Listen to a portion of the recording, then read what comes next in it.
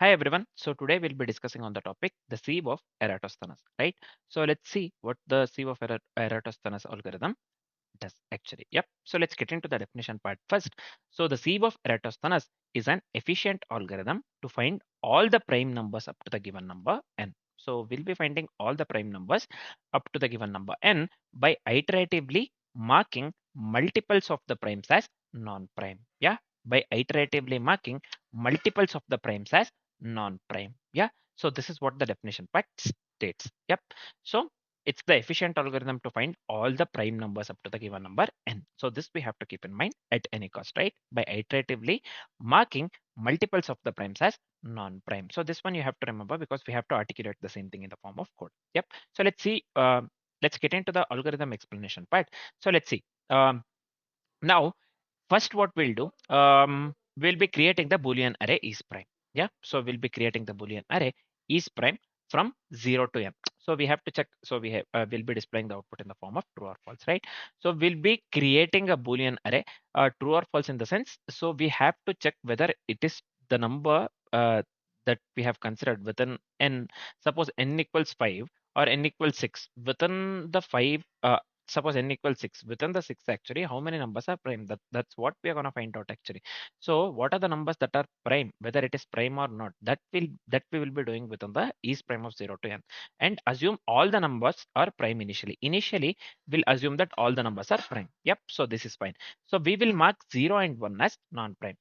Yeah, 0 and the 1 are not prime numbers, so we'll be marking 0 and 1 as non-prime. Then we will start from the first prime number, nothing but the 2. Usually to find out the fine number as well. Usually we go with the I equals 2. First what we'll do, 0 and 1 will mark that one as non-prime and we'll be starting with the 2 iteration usually. Yep.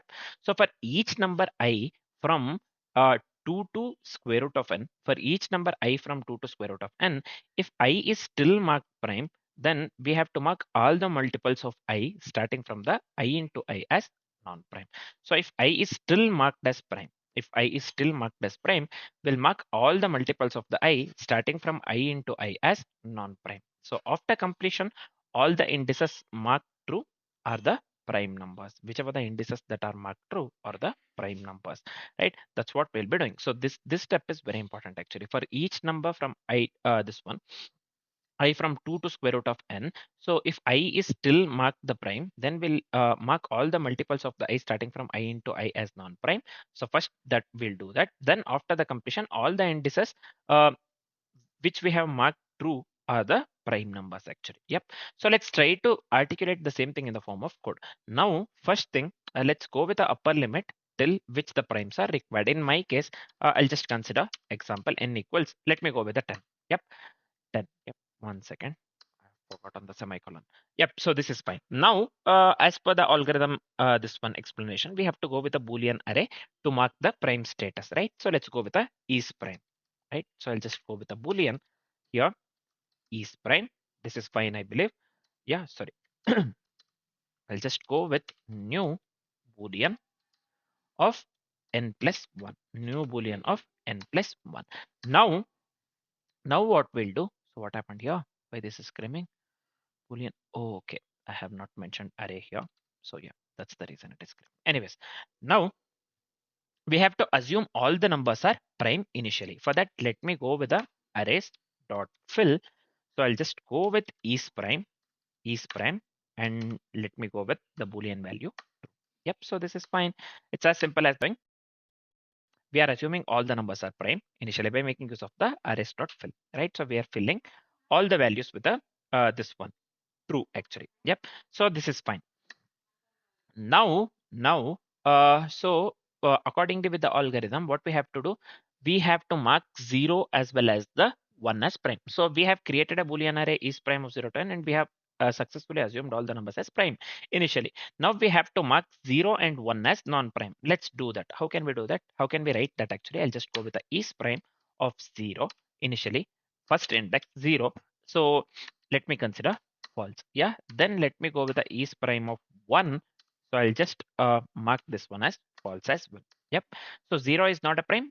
0 is not prime as well as 1 is not prime. So this is fine. Next, we have to iterate from the 2, value 2, right? So for that, let's move on with a for loop. So we have to loop till the square root of n, right? So I'll just go with for I equals to I less than or equal to n. Let me go with I plus plus. And we have to loop till square root of n, right? So let me write the simple if condition here. See, I'll just go with a is prime of I, is prime of I. Then what we have to do, we have to mark the multiples of I as this one non-prime. We have to mark the multiples of I as non-prime, this one. See, for each number I from 2 to square root of n, if I is still marked prime, then we have to mark all the multiples of the I starting from the I into I as not prime. That's what we are doing here. Is prime of I, then we have to mark all the multiples of I as non-prime. But first, let's go with the for loop here. So this one int j equals, accordingly with the algorithm explanation, we'll be going with the I into I, j less than or equal to n, j plus plus. It's as simple as that. J equals j plus I, sorry. This one, how can I write? J equals j plus I. This one I forget many times, even while implementing the same thing actually. In the contest, so I forget this one, j equals j plus I. So usually I increment, later I get the wrong output. I'll be searching where I have done wrong actually, what I have implemented, where I have implemented a wrong thing actually, that I would be searching for many times actually. I've done this mistake. Anyways, so let's move on with the further things actually. Sorry. Yep. Within this particular for loop, we have to do one thing that is nothing but we have to mark multiples of I as non-prime. So I'll just go with is prime of j, is prime of j. Let me go with a false. Let me go with a false. We are done with this part. Let me come out of this one entirely. Now let's go with a one more for loop because we have to print all the primes, right? So we are done with the algo. All we are left with is we have to print all the primes actually. This is it for the algorithm part actually. This is it for the algorithm part. The final part, what we are doing, we have to print all the prime numbers, right? Just for the interactiveness, right? So that we will do, that we'll do with the help of the for loop. So I'll just go with int I equals to, again I less than or equal to n, I plus plus. So within the for loop, let me go with if is prime, right? Is prime of I. So this is fine. Let me go with uh S out here, system out print. So I don't need ln here. Let's print on the same line, right? So I'll just print the I, the index where. So accordingly with the algo here, see, after completion, all the indices that are marked to are the prime numbers actually. Yeah, all the indices that are marked to. So that one we have to print, right? So I'll just print indices nothing but the I, and let me leave the space as we are printing in the same line, right? Yep. So we are done with the coding part. Let me format the code once so that this looks good. Yep. So I hope this part is completely clear. Next, what shall we do? We are done with this part, man. We are completely done with this part. Now, as we are done with this part, next let's do one thing. Yeah, let's check for the error. Do we have any error here? No, right? So we do not have any error here and we do not have any typos. So I hope, 1 second, just give me a second here.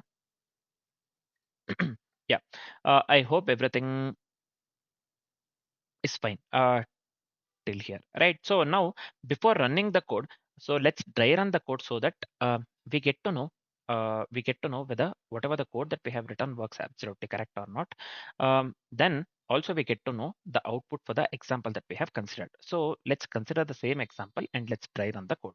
Yep, let's do that. So here what we'll do, so we will dry run the code, right? So let's dry run the code.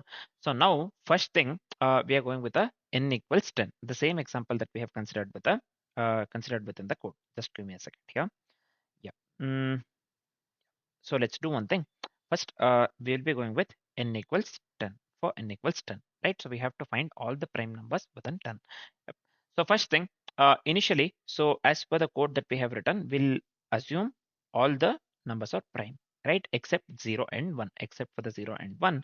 So which is not prime always, right? So that we have considered is prime of 0 and is prime of 1 actually, if you remember. Yep. So that one will be false actually. All other numbers actually, all other numbers actually 0, 1, 2, 3, 4, 5, 6, 7, 8, 9, 10. So all other numbers will be true. This is fine. When I equals to 2, when I equals to 2, So we'll mark this one. What do we call? Multiples of 2 actually. 4, 6, 8 as well as the 10. These are, we'll mark these numbers as non-prime actually. We'll mark these numbers as non-prime because it is multiple. It is divisible by 2 actually. Yep. So this is the multiples of 2 as well as these are divisible by 2, right? So this is, these numbers are non-prime within 10 as we are considering n equals 10 here, right? So this is fine. When I equals 3, we will mark 9 as non-prime, right? So 9 as non-prime because 9 is divisible by 3 and 9 is multiple of 3 as well. Yeah. So this is fine. Yeah. So now 4, 6, 8, 9, 10 are non-prime. 4, 6, 9, 8, 9, 10 are non-prime. So we will stop at, when we will stop actually, we will stop at I into I when I into I is greater than 10. We will stop at when I into I greater than 10.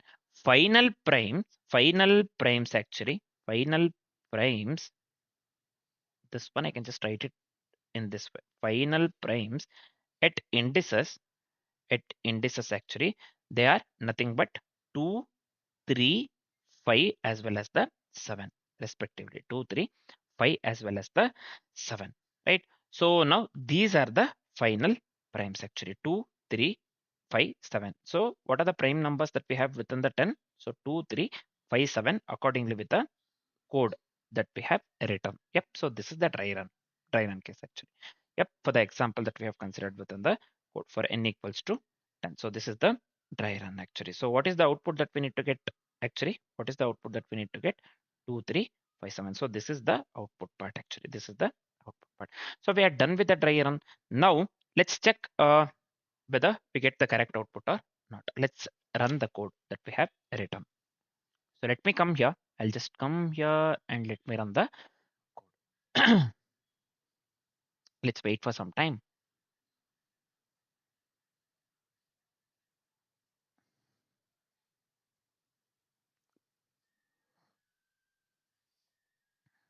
Yeah, you can clearly see here the output that we are getting here is 2, 3, 5 as well as the 7. We are getting the output 2, 3, 5, 7, which is absolutely correct. We have already we had just dry run the code, right?